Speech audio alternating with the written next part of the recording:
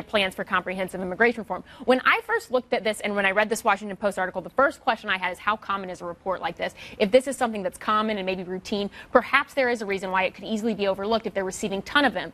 But then as I read through the Washington Post article, there was the example of the report that we're discussing now, and then you looked at the other examples of the warnings that they had. They had this report that we're talking about now. The first ladies of Mexico, Honduras, and Guatemala mentioned it at a conference in Washington, D.C., letters from Governor Perry. They had a 14-page report from Catholic bishops who then followed up on it, and they still managed to ignore all of these. So even if one or two could have slipped through the cracks, I don't understand how you neglect to notice or make any actions on all of these. But Buck's point is that they didn't ignore it, that they were actually pushing for some kind of reform, and they were pushing for it before the last election. They've been pushing for immigration reform for a long time, and it's not just that they probably recognize the political downsides of this or that they didn't want people to find out about stuff, but they didn't want this to happen. And so they've been pushing for legislative reform. The Republicans are the ones that have been saying we'll accept the status quo.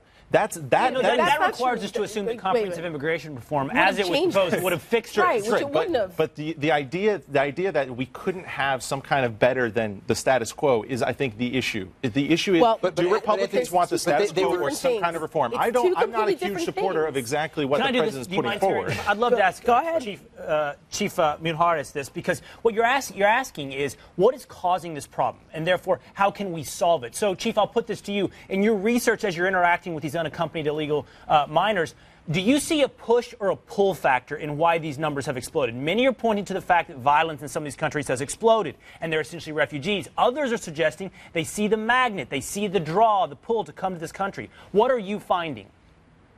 Well, I will tell you that when we conducted our interviews, and in conducting our interviews, and I kind of suspected a few things just based on my experience in working in Tucson sector, is that something was drawing them. And what was clear to me was when we pointed out in our report, it was notated from us to us from others that were there was a lack of consequence. It wasn't that the individuals were now coming across and trying to evade apprehension. They were actually surrendering.